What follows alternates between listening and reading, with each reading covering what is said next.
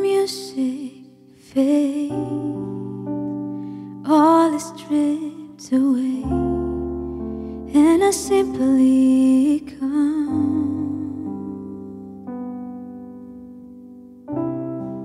I'm longing just to breathe something that's of worth that will bless your heart.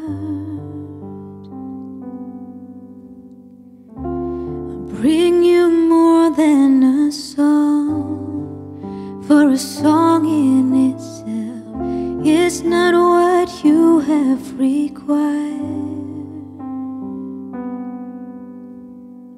You search much deeper within, through the way things appear. You're looking into my heart. I'm coming back to the heart of worship, when it's all about you. It's all about you, Jesus. I'm sorry, Lord, for the things I've made it. When it's all about you, it's all about you, Jesus. Oh, it's all about you.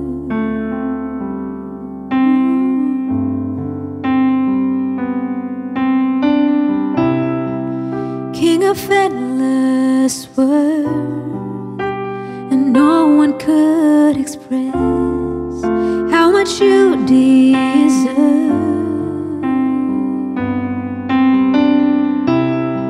And though I'm weak and poor, and all I have is yours, every single breath, I'll bring you more than a song, for a song in itself, it's not what you have required. Search much deeper within, from the way things appear. You're looking into my heart. I'm coming back to the heart of worship, when it's all about you. It's all about you, Jesus. I'm sorry, Lord, for the things I've made it. When it's all about you, it's all about you, Jesus. I'm coming back to the heart of worship, when it's all about you. It's all about you, Jesus. I'm sorry, Lord, for the things I've made it. When it's all about you, it's all about you, Jesus. Oh, it's all about you. All about you. It's all about you.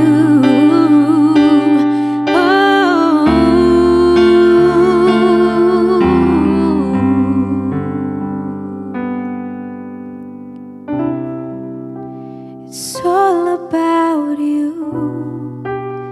It's all about you.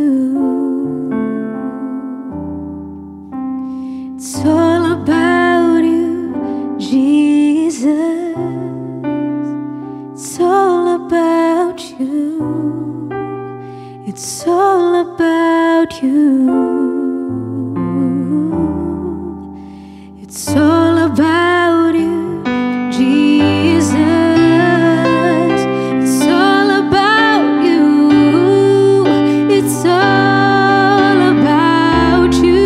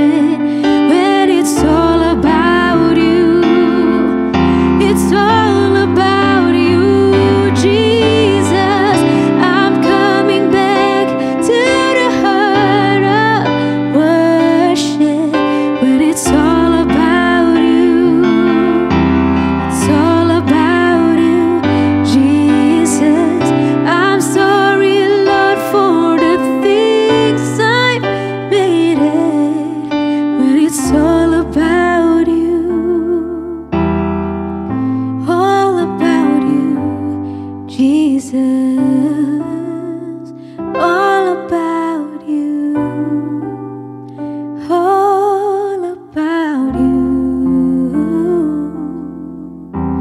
It's all about you, Jesus. It's all about you. It's all about you. All about you, Jesus.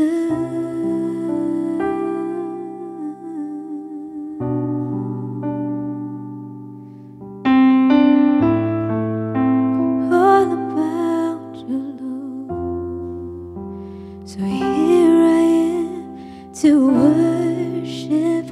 Here I am to bow down. Here I am to say that you're my God. You're altogether lovely, altogether worthy, altogether wonderful to me. Here I am to worship. Here I am to bow down. And here I am to say that you're my God.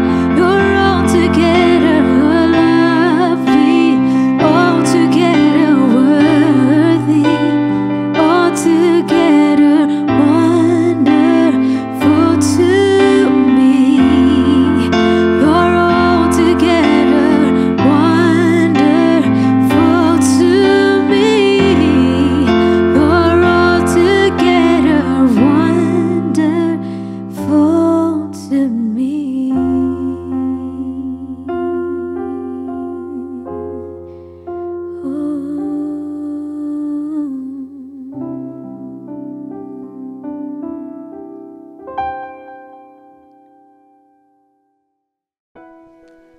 Shalom warga kerajaan, saat ini kita akan masuk dalam renungan firman Tuhan. Sebelum itu mari kita sama-sama berdoa. Bapak terima kasih, kami sungguh bersyukur. Pagi ini kami akan sharing ataupun merenungkan sebagian daripada firman Tuhan. Nyatakan isi hatimu untuk kami boleh mengerti akan firman-Mu ya Tuhan. Terima kasih. Dalam nama Yesus Tuhan kami berdoa dan bersyukur. Amin. Sekali lagi shalom. Masih di dalam tema bulan ini yaitu tentang salt. We are the salt of the earth, atau you are the salt of the earth. Kita bisa baca dalam Matius pasal yang kelima, ayat 13, berbunyi demikian. Kamu adalah garam dunia, jika garam itu menjadi tawar, dengan apakah ia diasinkan?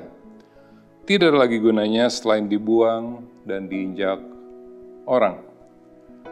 Jadi garam itu artinya berdampak. Nah, kalau kita lihat satu perjalanan dari sebuah perjanjian lama ataupun kitab perjanjian lama, ada seorang tokoh yang waktu itu menjadi garam di dalam zamannya. Tokoh itu adalah namanya Nehemia. Nehemia kalau kita baca ada 13 pasal di dalam kitabnya. Dia hidup di dalam kira-kira abad 4 sebelum Masehi. Artinya di akhir-akhir daripada perjanjian lama. Begitu luar biasanya Nehemia dipakai oleh Tuhan. Karena semua itu karya Tuhan. Kalau kita lihat kitab daripada Nehemia, ada satu ayat yang menjadi ayat yang menggerakkan saya untuk membahas tentang Nehemia, yaitu dari Nehemia pasal yang ke-6. Dikatakan dari Nehemia pasal yang ke-6, ayat yang ke-15, dikatakan demikian. Tembok itu selesai dibangun pada tanggal 25 bulan Elul. Dalam waktu 52 hari, ayat 16, ketika semua musuh kami mendengar hal itu, semua bangsa sekeliling kami menjadi takut. Mereka sangat kehilangan muka dan menyadari bahwa pekerjaan itu dilaksanakan dengan bantuan Allah kami. Yang luar biasa, dia senantiasa mengandalkan Tuhan. Ketika dia ada di kerajaan Persia, tugasnya sebetulnya sangat penting sekali. yaitu menjadi juru minuman raja di dalam Nehemia 1 ayat yang ke-11. Padahal dia orang Yahudi, untuk menjadi seorang juru minuman ataupun F&B manager kalau saat ini, itu tentunya tantangannya sangat banyak. Artinya memang seorang yang betul-betul punya integriti, seorang yang betul-betul bisa dipercaya, ya, sekalipun dia bangsa Yahudi, tetapi dalam pembuangan di kerajaan Persia, waktu itu rajanya Artasasta, dia dipercaya sebagai juru minuman. Seorang juru minuman itu harus memang senantiasa melayani sang raja, baik mungkin breakfast, ataupun tengah hari, ataupun lunch, ataupun sore hari ketika mereka mau kudapan sore, ataupun malam, ataupun supper, mereka harus full standby. Ya, standby setiap saat, dan mukanya pun harus tetap tersenyum sebagai asisten pribadi. Bukan hanya soal ahli dari makanan ataupun minuman, tetapi dia ahli dari juga strategi, politics, hukum, juga hal-hal yang lainnya yang berkaitan dengan kerajaan tentunya. Sehingga dia menjadi asisten pribadi dari Raja Artasasta. Nah, satu saat ketika Hanani dari Yehuda berangkat untuk menemui Nehemia di Persia, itu jaraknya kira-kira cukup jauh. Kira-kira bisa digambarkan dari Lampung sampai ke Mataram, Lombok. Lumayan, lebih kurang 1.500 km, kira-kira 700 miles lebih.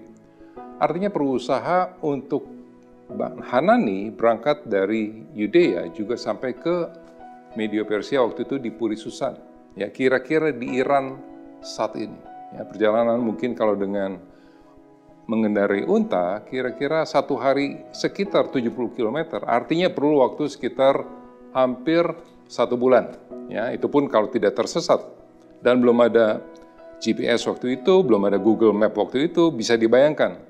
Perjalanan Hanani dari Yerusalem sampai di Puri Susan demikian luar biasa. Kenapa? Karena dia mendengar ada seorang namanya Nehemia di Puri Susan yang mungkin bisa menolong Yerusalem waktu itu ketika tembok-tembok yang mengelilingi Yerusalem itu sudah runtuh. Sekalipun bait Allah sudah dibangun waktu zamannya Esra.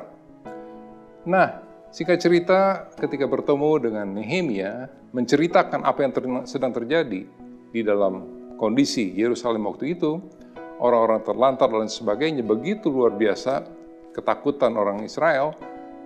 Nehemia waktu itu hanya satu hal yang dia lakukan, yaitu berlutut, menangis, dan berdoa kepada Tuhan. Begitu hubungan yang begitu luar biasa antara Nehemia dengan Tuhan, begitu lekat sekali, begitu dekat sekali. Kalau kita pelajari kitab Nehemia, betul-betul kitab yang Nehemia berdoa kepada Allah senantiasa. Ya. Bahkan di pasal yang kedua, ketika dia tahu apa yang dia harus kemukakan kepada Raja Artasasta tentang beban pribadinya, ya, pada saat itu dia sedang menyajikan minuman kepada sang raja, tapi kelihatan mukanya muram. Raja pun bertanya kepada Nehemia, apa yang sedang terjadi? Nehemia menceritakan tentang kondisi di Yerusalem waktu itu, dan singkat sekali ya ketika dia mau menjawab, dia berdoa. Tidak ada waktu yang cukup panjang, tapi dia tahu bahwasanya ini jawaban daripada Tuhan. Artinya dia harus menceritakan tentang tembok Yerusalem yang sudah hancur. Singkat cerita, pasal yang ketiga, dia kembali ke Yerusalem karena seizin raja, dan raja pun menyediakan segala logistik yang luar biasa, bahkan surat perjalanan dan sebagainya, dan diiringi kavaleri yang begitu luar biasa, raja mengizinkan dia kembali ke Yerusalem. Ya. Nah, kita lihat di pasal yang keempat, tantangan-tantangan dari Sanballat, Tobia, Geshem, itu menghadang ketika mereka mulai membangun tembok Yerusalem. Tidak mudah untuk menjadi garam, ada satu tantangan demi tantangan yang bisa terjadi, ataupun senantiasa terjadi. Ya. Tapi ketika tantangan itu datang, saya percaya itu proses untuk mendewasakan juga dari Nehemia. Proses demi proses dihadapi Nehemia waktu itu. Sehingga cerita akhirnya ya ketika dia bisa mengelilingi Yerusalem, 3 malam hanya dia kelilingi, lalu dia bisa membangun satu tim yang begitu luar biasa, di tengah bangsa Israel waktu itu, orang-orang Israel waktu itu, ada 38 nama orang Israel. Ada 42 kelompok yang bahu-membahu, berdekatan, berdampingan, di samping ini, di samping itu, di samping ini, di samping itu. Senantiasa kalau kita lihat satu persatu ayat-ayat tersebut, begitu luar biasa mereka membangun, ataupun Nehemia membangun tim yang begitu kuat. Singkat cerita, akhirnya dengan pertolongan Tuhan, tembok Yerusalem terbangun. Bukan Nehemia, tapi hanya karena Tuhanlah Nehemia bisa menyelesaikan dalam waktu 52 hari beserta sekelompok orang di dalam Yerusalem waktu itu. Artinya apa?